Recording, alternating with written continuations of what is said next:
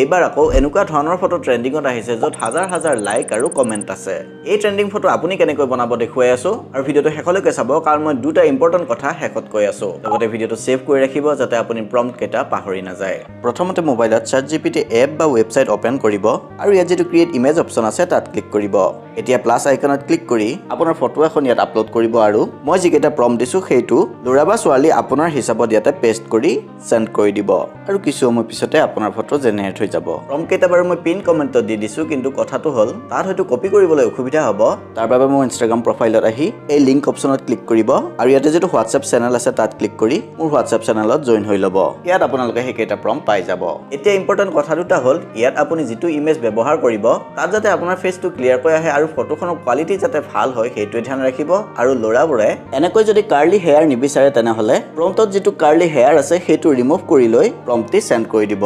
আপুনি ক্ৰিয়েট কৰিব পাৰিছে না নাই কমেন্টত জনাব আৰু লগৰবোৰৰ সৈতে ভিডিওটো শ্বেয়াৰ কৰি দিব এনেকুৱা নতুন নতুন আপডেটবোৰ পাই থাকিবলৈ ফলো কৰি ল'ব